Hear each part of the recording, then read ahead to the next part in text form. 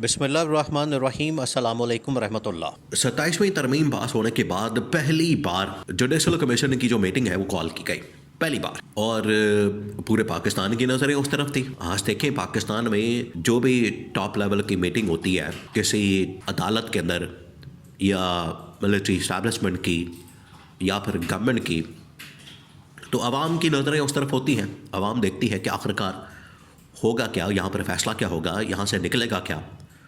क्योंकि आवाम को फ़िक्र है, आवाम को इस बात की हमेशा तशवीश रहती है कि हमारे लिए इसमें कोई रिलीफ़ का सामान है, हमारे लिए इसके अंदर कोई रिलीफ़ वाला मामला है, हमें कुछ इसमें से रिलीफ़ मिल सकता है या सिर्फ हमें बातों से ही तरखा दिया जाएगा।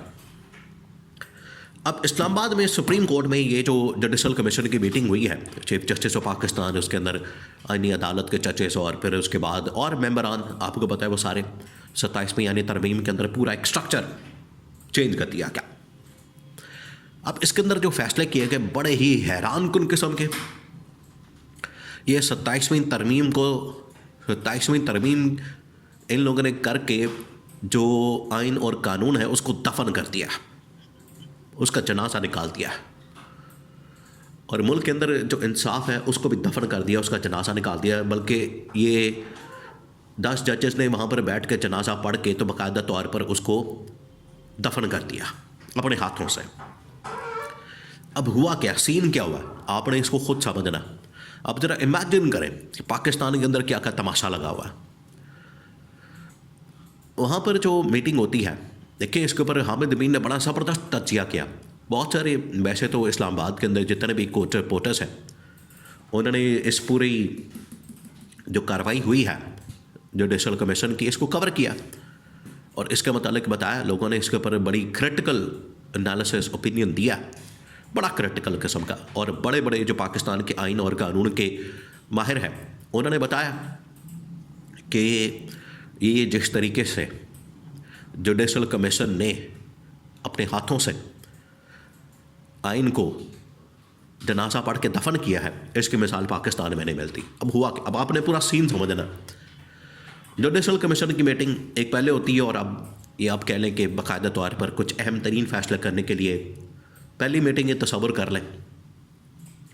उसमें कुछ 3 के करीब जजेस को परमानेंट किया जाता है इस्लामाबाद हाई कोर्ट के। आपको पता है इस्लामाबाद हाई कोर्ट वो अदालत है, अब तो खैर लाहौर हाई कोर्ट के अंदर भी चीफ जस्टिस आलिया नीलम वो डट गई है और किसी वक्त भी मरियम नवाज़ की डिस्क्वालिफिकेशन का फ़ैसला आ सकता है। जो इस्लामाबाद हाई कोर्ट है वहाँ पर आपको पता है 5-6 ऐसे जजेस हैं जिनके ऊपर इनकी नज़र है कि हमें किसी तरह से इनको माइनस करना है। उनमें से एक जज को तो माइनस कर दिया गया जो कि जस्टिस तारिक महमूद जहांगीरी। मज़ीद कुछ जजेस हैं जिसमें मोहसिन अख्तर कियानी है, बाबर सत्तार है, उसके बाद जस्टिस सरदार एजाज इसहाक खान, समन रिफत और तारिक महमूद जहांगीरी उन्हें पहले माइनस कर दिया। तो जब ये माइनस होंगे, माइनस करने से पहले इनकी रिप्लेसमेंट लाई जा रही है। अब आप लेवल चेक करें कितनी बड़ी साजिश यहाँ पर खेली जा रही है। तो इनके रिप्लेसमेंट पहले ही तैयार की जा रही है, इनके रिप्लेसमेंट पहले बनाई जा रही है और रिप्लेसमेंट के लिए 3 जजेस को यहाँ पर इस्लामाबाद हाई कोर्ट में इंपोर्ट करके लाया गया। अब वो 3 जजेस, justice Inam Minhas, number 2 justice Asif Mohammad Asif, number 3 justice Azam Khan. अब ये वो 3 जजेस हैं जिन्होंने हालिया दिनों में जब से आए हैं इस्लामाबाद हाई कोर्ट में, जब भी इनके पास कोई मुकदमा लगता है इमरान खान का, PTI का या कोई भी ऐसा, इन्होंने हमेशा anti Imran Khan, anti PTI और अवामी मफाद के ख़िलाफ़ फैसला दिया। और सबसे बढ़कर अब इनको परमानेंट कर दिया गया। और सबसे बढ़कर अभी हालिया दिनों के अंदर जो एक वाक़या होता है इस्लामाबाद में, उसकी मेन शारा के ऊपर जस्टिस आसिफ का बेटा वो 2 लड़कियों को सरे राह चलते हुए अपनी लैंड क्रूज़र की गाड़ी से कत्ल कर देता है, कुचल देता है, उनको मार देता है मौके पर। और ये वो जज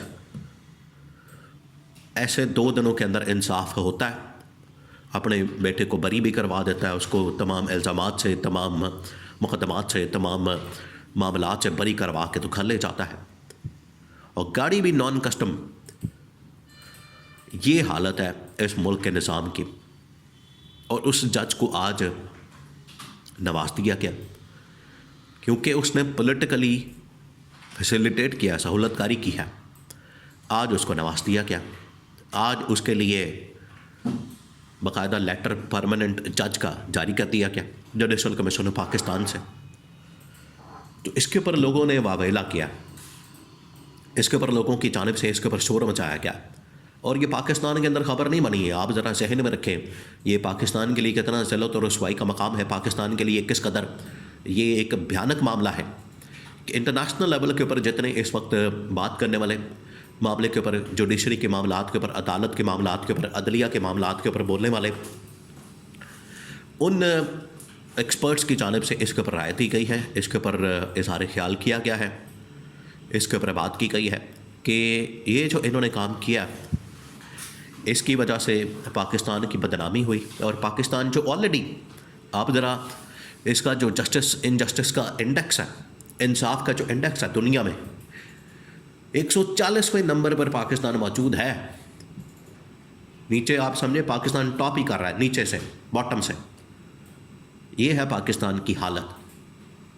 और आप ज़रा इनकी लाइफ देखें, लाइफ स्टाइल देखें, आना जाना इनका देखें, जजेस का, गाड़ियाँ, प्रोटोकॉल, रिहाइशें, दौरे, खाने पीने, आना जाना, और इनका शाहाना किस्म का लाइफ स्टाइल। और तनख्वाह इनकी टोटल 50,000, 1 लाख होती है, और ये एक दिन के अंदर इससे डबल ख़र्चा कर देते हैं। ये इनकी हालत है।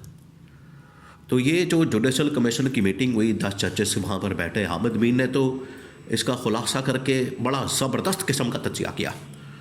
उन्होंने कहा कि ये हमें बताया करते थे कि अदलिया आज़ाद होगी, अदलिया माँ के जैसी होगी, वो इंसाफ करेगी, वो अपने बच्चों का तहफ़्फ़ुज़ करेगी। यहाँ पर तो बच्चों को कत्ल करके, कुचल के उनको नवाजा जा रहा है, उनको यहाँ पर बिठाया जा रहा है, और बच्चियों को कत्ल किया जाता है, उन जजेस को नवाज दिया जाता है।